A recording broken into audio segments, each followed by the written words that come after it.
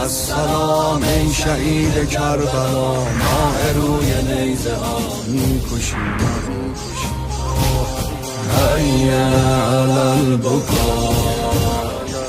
حی علی البکا، فی ماتم الحسین مظلوم کربلا. اوریان کربلا این الطالب بدم المقتول بکربلا. حی علی الحسین. انہی پر ہمارا سب کچھ ہے. ان سب کے لیے درود بھیجیں. محمد و آل محمد،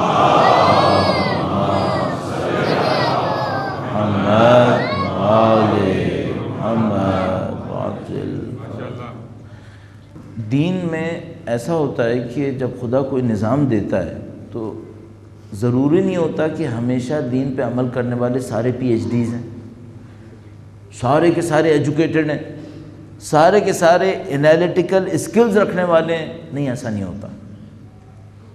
بہت دفعہ ایسا ہوتا ہے دینی معاشرے کے اندر کام کرنے والے اتنا انالیٹیکل اسکلز نہیں رکھتے. تو دین کا کام یہ نہیں ہوتا کہ وہ صرف فلاسفرز کے لیے آئے. نہیں، دین تو سب کے لیے آتا ہے. عام آدمی کے لیے بھی ہوتا ہے، فلاسفر کے لیے بھی ہوتا ہے، اسکالرز کے لیے بھی ہوتا ہے، سب کے لیے ہوتا ہے. تو دین کی خوبی یہ ہوتی ہے بہت بڑے بڑے کام بہت سادگی سے کر لیتا ہے، بہت سادگی سے کرتا ہے. بڑی بڑی فلسفیانہ باتیں 2 اور 2 4 کی طرح کر کے نپٹا دیتا ہے. لوگوں کو پتہ بھی نہیں چلتا کہ اتنی ڈیپتھ ہے. تو مثال کے طور پر یہ جو سورہ اخلاص ہے، کہو کہ اللہ ایک ہے، اللہ بے نیاز ہے، نہ وہ کسی کا باپ ہے، نہ کسی کا بیٹا ہے، نہ اس کا کوئی ہمسر. کتنی سادہ سی بات ہے. فلاسفرز کہتے ہیں اس کو تشریح کرنا سب سے مشکل کام ہے. کہتے ہیں اس کی تفسیر لکھنا مشکل ترین کاموں میں سے ایک کام. یعنی مجھے یاد ہے ایک دفعہ انگلینڈ سے ایک اسکالر آئے تھے. خیر ان کی ایکسپرٹیز اسلام کے اندر اتنی نہیں تھی، لیکن انہوں نے محنت کی بھی تھی. تو وہ جب آئے تو انہوں نے پتہ نہیں سورہ نور کی آئے نور، مثل نورہ کمشکات، اس کو پوائنٹ آؤٹ کیا. تو ہم نے کہا بھئی یہ آیت 10th گریڈ کے بچوں کے لیے بہت مشکل ہے. تو انہوں نے کہا کہ مجھے تو یہ سمجھ میں آ رہا تھا کہ آپ سورہ اخلاص پہ اعتراض کریں گے کہ یہ ہم نے 10th گریڈ کے بچوں کے لیے کیوں رکھی. اس کو تو آپ نے کہہ دیا کہ وہ صحیح ہے، اور اس آیت کو آپ کہہ رہے ہیں کہ یہ مشکل ہے. یہ تو کچھ بھی مشکل نہیں جتنا سورہ اخلاص مشکل ہے. دین کی خاصیت یہ ہوتی ہے یہ بہت سادہ سادہ باتیں کرتا ہے.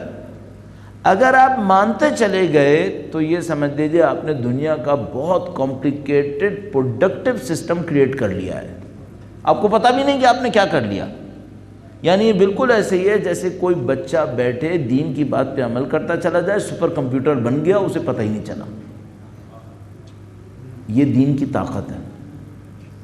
اگر آپ دین کو فالو کر لینا، کوئی ضرورت نہیں ہے آپ کو دنیا کے پتہ نہیں کون کون سے ایکسپرٹس کو لانے کی. آپ کا سسٹم اتنا خوبصورت بنے گا کوئی بریچ نہیں کر سکتا اسے.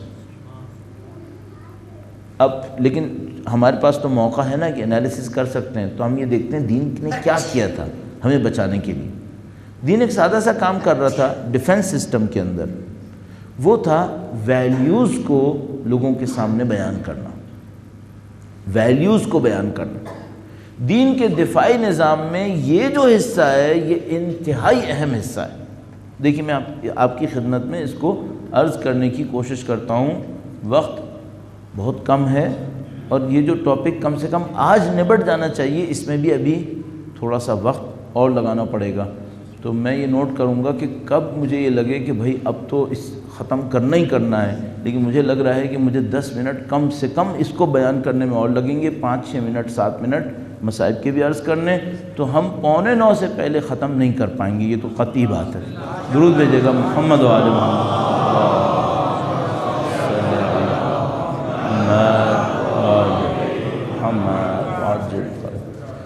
اچھا سرکار، اس طرح سے ہے کہ دین نے ایک لیڈر کا رول دینا ہے امام جماعت کو. لیڈر کا رول دینا ہے امام جماعت کو. جو بھی امام جماعت ہوا چھوٹا موٹا لیڈر ہوتا ہے.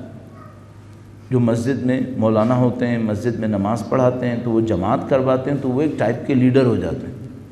اچھا، جیسے ہی دین کسی کو رائٹس دیتا ہے، حقوق دیتا ہے، اس کے پیچھے کوئی ذمہ داری ہوتی ہے جو اس نے ادا کرنی ہوتی ہے۔ مثلا ماں کے پاؤں تلے جنت ہے، ماں کو حق مل گیا، ذمہ داری کوئی نہیں ہے کیا؟ بچے کی تربیت کی ذمہ داری پہلی ماں کے اوپر ہے، پرورش نہیں، تربیت۔ ہمارے ماں باپ پرورش کر رہے ہیں، خدا ہم سے پرورش نہیں چاہ رہا ہے، ہم سے تربیت چاہتا ہے۔ وہ کہتا ہے ماں کے قدموں کے نیچے جنت ہے، ماں کا یہ مقام ہے یا نہیں ہے، 100% کوئی اختلاف رائے ممکن نہیں ہے۔ صرف یہ حق ہے یا کوئی ذمہ داری بھی ہے؟ بہت بڑی ذمہ داری ہے اس کے اوپر، بہت بڑی ذمہ داری۔ جہاں کہیں خدا حق دے گا ذمہ داری دے گا، اور جہاں ذمہ داری دے گا وہاں حق دے گا۔ اب جیسے ہی بات آئی امام جماعت کے اوپر کہ بھائی اس کے پاس اس کو ایک طاقت ملی ہوئی ہے، یہ لیڈر ہے، اس کی بات لوگ سنیں گے، جیسے ہی خدا نے اس کو ایک طاقت دی، فوراً اس کے اندر ایک شرط لگا دی۔ امام جماعت کی کم سے کم شرط کیا ہے؟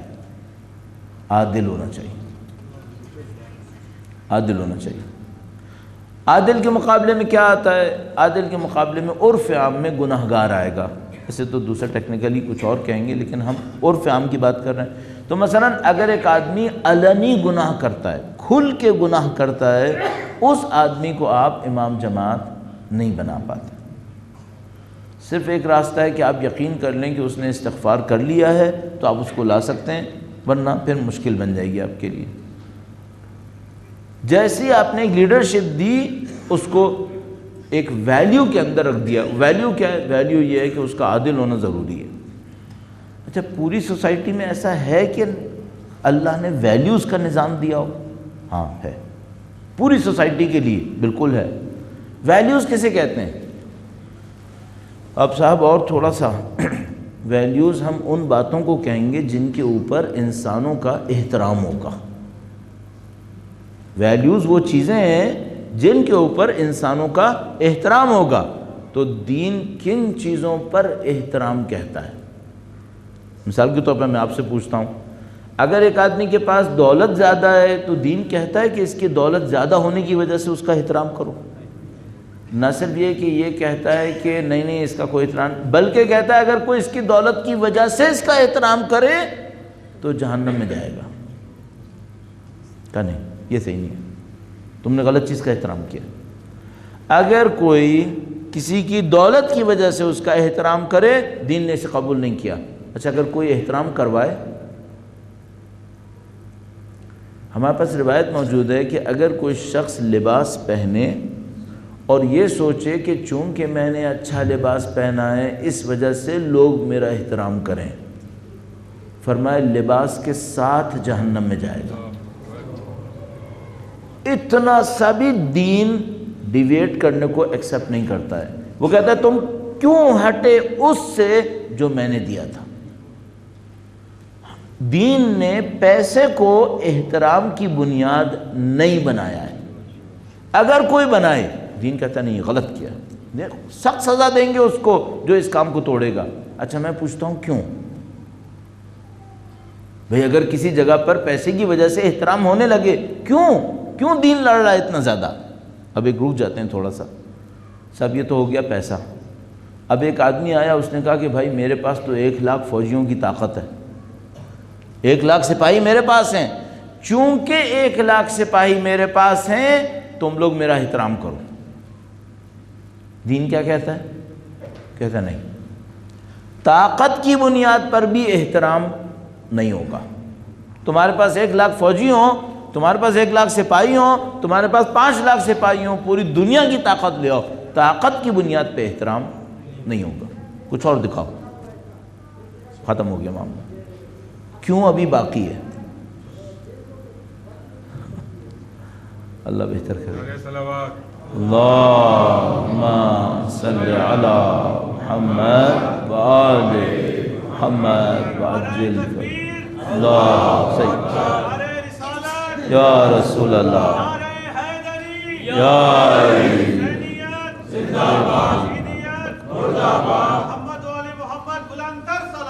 اللہم صل علی محمد وآل محمد وعجل فرج۔ دولت کی بنیاد پہ احترام نہیں، کیوں؟ ابھی بات کرتے ہیں۔ طاقت کی بنیاد پہ احترام بالکل نہیں، کیوں؟ ابھی بات کریں گے۔ میں مشہور ہوں اس لیے تم لوگ میرا احترام کرو، نہیں، دین کہتا نہیں، یہ بات نہیں ہے صحیح۔ شہرت کی بنیاد پر بھی احترام نہیں ہوگا، کیوں نہیں ہوگا؟ ابھی رک جاتے ہیں۔ اچھا، دین سے پوچھتے ہیں، چلو تم نے یہ تو سب منع کر دیا، دولت کی بنیاد پہ نہیں ہوگا، طاقت کی بنیاد پہ نہیں ہوگا، شہرت کی بنیاد پر بھی نہیں ہوگا، میں سے ایک منٹ ذرا سا رک کے آپ سے پوچھ لوں، ان تینوں کی بنیاد پر ہمارے ملک میں احترام ہو رہا ہے یا نہیں ہو رہا؟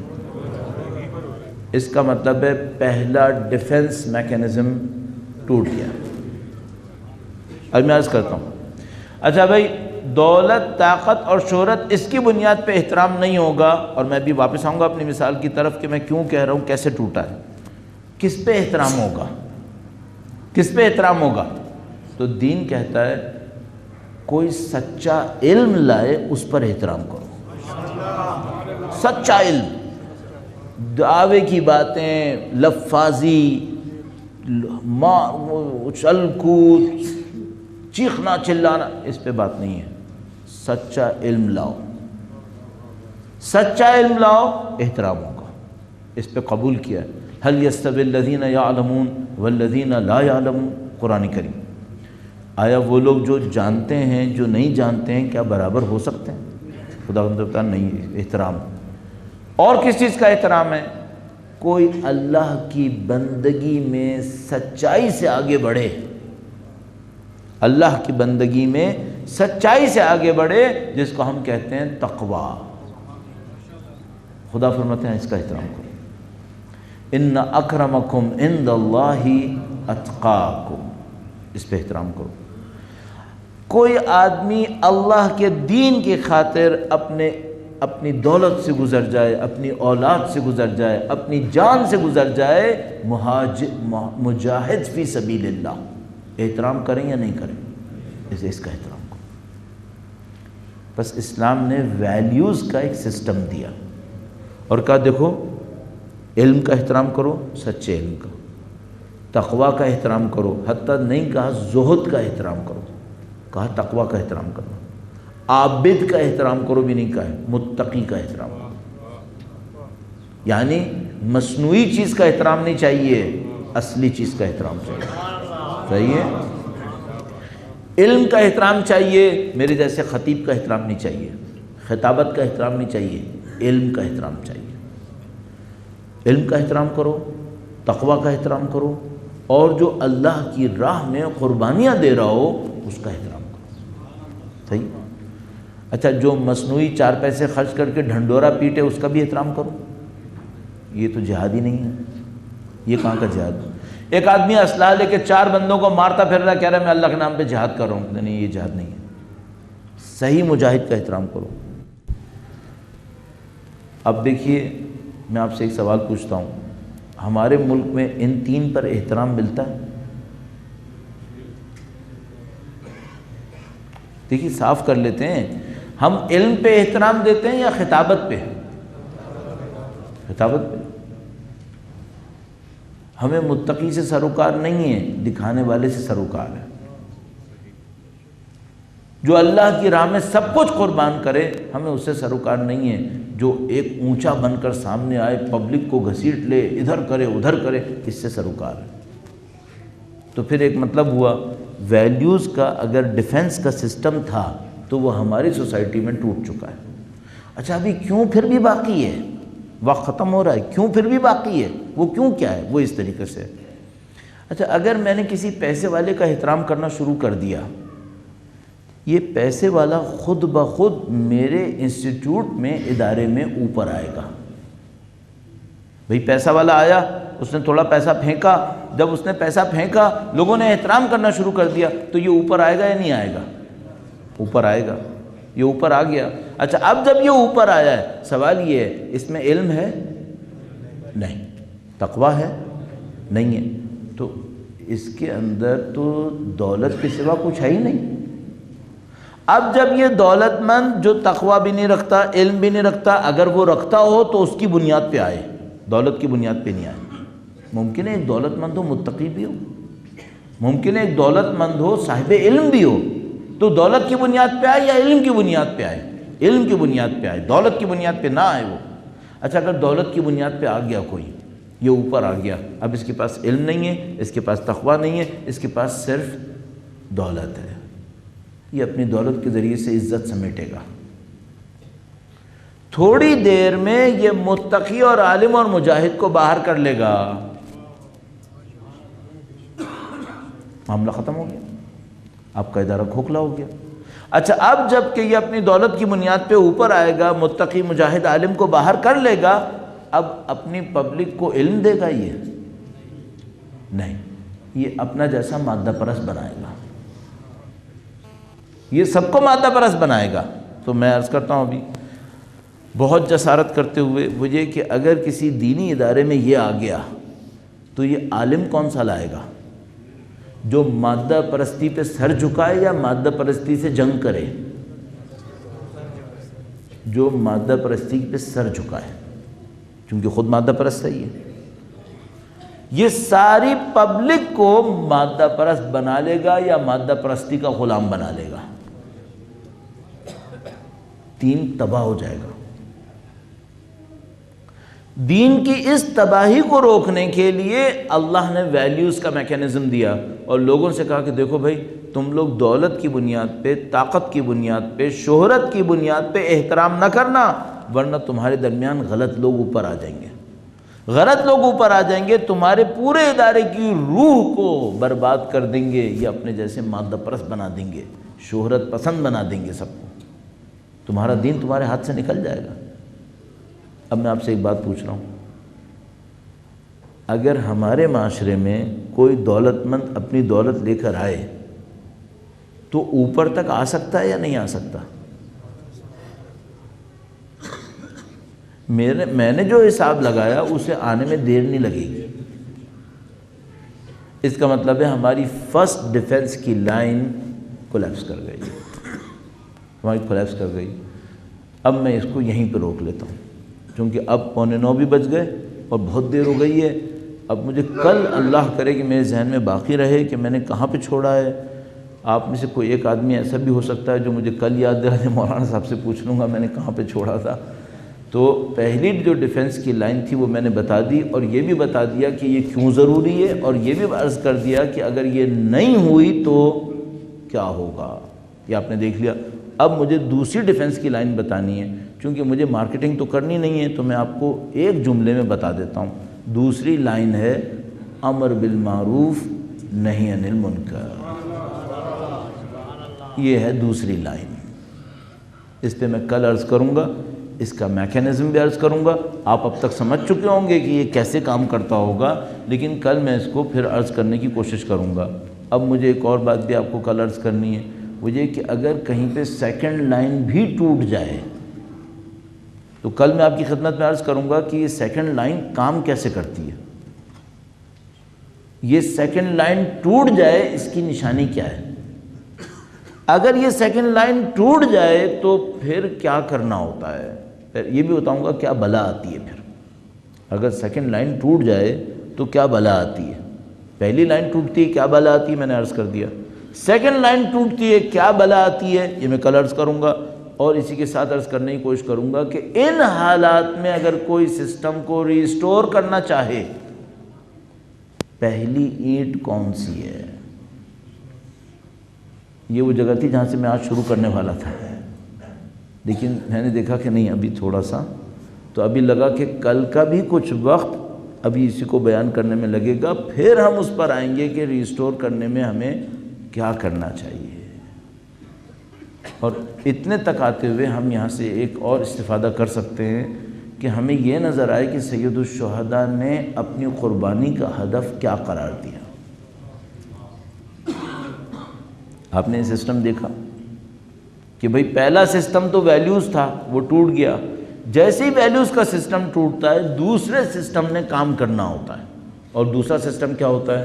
امر بالمعروف نہی عن المنکر۔ سید الشہداء سے پوچھا گیا کہ مولا آپ یہ قربانی کیوں دے رہے ہیں؟ امام نے فرمایا انی ارید ان آمر بالمعروف وانہا عن المنکر، میں امر بالمعروف کرنا چاہتا ہوں، میں نہی عن المنکر کرنا چاہتا ہوں۔ سید الشہداء نے اپنے پیغام میں خاص کر یہ بات کیوں کہی؟ آپ دیکھ رہے ہیں ہم زیارتوں کے اندر کہتے ہیں قد اقمت الصلاۃ وآتیت الزکاۃ وامرت بالمعروف ونہیت عن المنکر۔ اس کی اہمیت کیا ہے؟ اس کی اہمیت کیا ہے؟ اچھا اس کے بعد ہم کہتے ہیں کہ پھر آپ پر مصیبتیں آئیں، پھر آپ پر مصیبتیں آئیں۔ اس کی اہمیت کیا ہے؟ اس کی اہمیت یہ ہے کہ سوسائٹی کو زندہ کرنے کے لیے یہ سسٹم چاہیے، اور سید الشہداء نے دیکھا کہ ان کے زمانے میں سوسائٹی کولیپس کر گئی تھی، یزید جیسا آدمی حاکم بننے والا تھا، سید الشہداء نے امر بالمعروف نہی عن المنکر کو زندہ کیا، اور یہ بھی میں عرض کرتا چلوں امر بالمعروف نہی عن المنکر زندہ کر کے انہوں نے یزید کا مقابلہ نہیں کرنا تھا۔ امام کو پتا تھا کہ میری شہادت کے بعد یزید نے ویسے ہی مر جانا ہے، پھر امام امر بالمعروف نہی عن المنکر زندہ کر کے کیا کرنا چاہتے تھے؟ یزید سے نہیں لڑنا چاہتے تھے، یزیدیت سے لڑنا چاہتے تھے۔ وہ یہ چاہتے تھے کہ میں ایک ایسا نسخہ دے کے جاؤں گا کہ پھر قیامت تک کبھی کوئی یزید آ نہ پائے۔ ہماری ذمہ داری یہاں پر ہے، ہمیں سید الشہداء کے اس پیغام کو لینا ہے تاکہ نہ کوئی بڑا یزید آئے نہ کوئی چھوٹا یزید آئے، اور اگر ہم نے یہ نہیں کیا تو کبھی بڑا یزید آئے گا کبھی چھوٹا یزید آئے گا، یزید آتے رہیں گے۔ پھر امام کی قربانی کا مقصد اس طرح ہم لوگوں کو جگانا تھا، اور سید الشہداء نے اس کے پیچھے یہ ساری قربانیاں دی، اور ان قربانیوں کے اندر اگر صرف جنگ ہوتی شاید لوگ سمجھ نہ پاتے، اگر امام جنگ کرتے اور جنگ کے اندر کچھ جوان اور کچھ بوڑھے شہید ہوتے شاید دنیا نہ سمجھ پاتی کہ اس جنگ میں اور دوسری جنگوں میں فرق کیا تھا۔ لیکن امام نے یوں اعلان کیا کہ میں صرف جنگ نہیں کروں گا اور میں سپاہی نہیں لاؤں گا، میں جگر کے ٹکڑے لے کر آؤں گا۔ وہ صرف سپاہی نہیں لائے تھے، وہ جگر کے ٹکڑے لے کر آئے۔ اس خاطر ہم سمجھ پاتے ہیں کہ کیوں امام حسین نے حضرت قاسم علیہ السلام کو قربان کیا۔ حضرت قاسم سن میں کم تھے، سن میں کم ہونے کی وجہ سے اگر وہ میدان جنگ میں نہ بھی جاتے تو کوئی برائی نہیں تھی، لیکن سید الشہداء نے انہیں قربان کر دیا۔ پھر ہمیں یہ بھی سمجھ میں آتا ہے کہ سید الشہداء علی اصغر کو کیوں لے کر آئے۔ اگر سید الشہداء صرف جوانوں کو لاتے تو کوئی سمجھتا کہ عام سی جنگ تھی، لیکن سید الشہداء جوانوں کے ساتھ حبیب ابن مظاہر جیسے بوڑھے کو لائے، اور حبیب ابن مظاہر جیسے بوڑھے قربان ہو گئے۔ پھر سید الشہداء علی اصغر جیسے شیرخوار کو لے کر آئے۔ میں تاریخ کربلا میں عاشور کے دن میں سید الشہداء سے پہلے آخری شہید ہونے والے علی اصغر تھے، تو گویا ایک معصوم کی قربانی دے کر سید الشہداء نے بتایا کہ دیکھو اب جو قربان ہونے والا ہے وہ ایسا ہی ایک اور معصوم ہے، یہ قربانی بھی دے دی۔ جب سید الشہداء نے یہ ساری قربانیاں دی، ممکن ہے کہ کوئی ابھی بھی نہ سمجھ پائے اور سمجھے کہ جنگ ہوئی تھی اور جنگ کے اندر کچھ بوڑھے بھی مر گئے، کچھ جوان بھی مرے اور کوئی بچہ بھی شہید ہو گیا۔ سید الشہداء نے فرمایا کہ نہیں، میں اس سے بڑھ کر بھی قربانی دوں گا۔ اب انسان کہتا ہے کہ مولا آپ اور قربانی کیا دیں گے؟ کہا دیکھو تم نے نہیں دیکھا ہوگا کسی عرب سردار کا گلا کٹا ہو، میں گردن بھی کٹوا دوں گا۔ عربوں میں رسم نہیں تھی سرداروں کی گردنوں کو نیزوں پہ لگانے کی۔ سید الشہداء نے کہا میں یہ قربانی بھی دے دوں گا، یہ قربانی بھی ہو گئی۔ تو مولا نے کہا کہ دیکھو میں قربانیوں کا سلسلہ جاری رکھوں گا، تم نے کبھی سنا ہے کسی نبی کے اولاد کا لاشا پامال ہوا ہو؟ تاریخ میں ہے تمہارے پاس کوئی مثال ہے ایسی؟ تو بھائی تاریخ میں ہمیں نہیں معلوم کسی نبی کے نواسے کا لاشا پامال ہو گیا۔ سید الشہداء نے کہا کہ دیکھو میں یہ قربانی بھی دے دوں گا۔ تو میں تھوڑا سا رک کر ایک بات کہوں کہ مولا اگر 10 اور لاشوں کے ساتھ قربان ہوتا، تو امام نے کہا نہیں کسی کا لاشا نہیں، میرا اکیلے کا لاشا، میرا اکیلے کا لاشا۔ یہ قربانی بھی ہو گئی۔ عزیزو اب قربانیوں کا وہ مقام آ رہا ہے جہاں سے مولا سید سجاد کا جہاد شروع ہوگا۔ امام فرمائیں گے دیکھو سب نے شمشیروں کا جہاد کر لیا، میری گردن بھی کٹ گئی، نیزے پہ لگ گئی، لاشا پامال ہوا، لیکن اب میرا بیٹا وہ قربانی دے گا جس کو پوری دنیا یاد کرے گی اور روئے گی۔ ایسو اگر مصائب امام سجاد کے اندر رہتے ہوئے میں چند مناظر عرض کروں تو میں صرف اتنا عرض کر پاتا ہوں کہ 2 منظر ایسے ہیں جو بی بی زینب نے دیکھے اور امام سجاد نے بھی نہیں دیکھے۔ 2 منظر، ایک وہ منظر جب سید الشہداء کے حلقوم پر خنجر چلا، یہ بی بی زینب نے دیکھا۔ دوسرا وہ منظر جب سید الشہداء کا لاشا پامال ہوا، یہ منظر بھی بی بی زینب سلام اللہ علیہا نے دیکھا۔ اور وہ منظر کہ جو امام سجاد نے دیکھا جب عماری پر سوار ہوئے مقتل کی طرف دیکھا تو باپ کا بھگورو کفن لاشا نظر آیا۔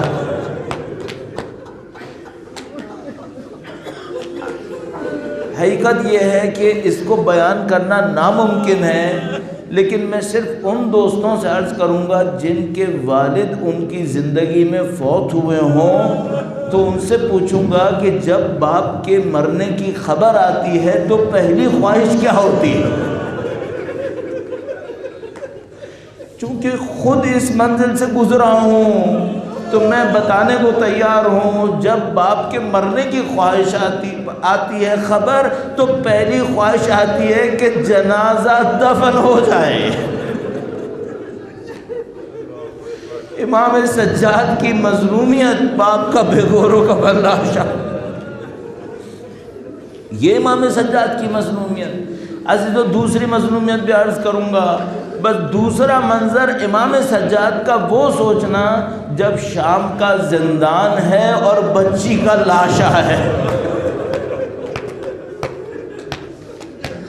مولا زندان شام میں اپنی بہن کا لاشا کیسے دفن کرے۔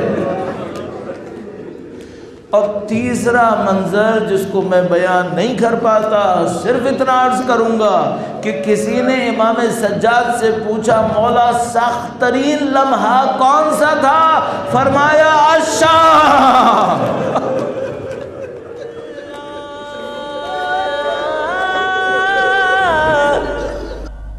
اللہ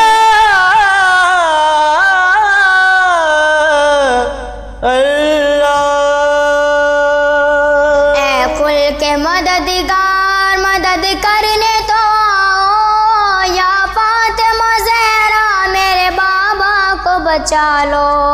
اے کل کے مددگار مدد کرنے تو یا فاطمہ زہرا میرے بابا کو بچا لو، یا فاطمہ زہرا میرے بابا کو بچا لو، یا فاطمہ زہرا میرے بابا کو بچا لو بابا اے میرے بابا لازم ہے اگر جانا یہ ہم سے کرو وعدہ جب شب کا حسن لوٹا اور میری صدا سننا برو یہ دل دختر برو یہ دل نختر تم لوٹ کے آ جانا ہے کل کے مددگار مدد کرنے تو آؤ یا فاطمہ زہرا میرے بابا کو بچا لو یا فاطمہ کو بچا لو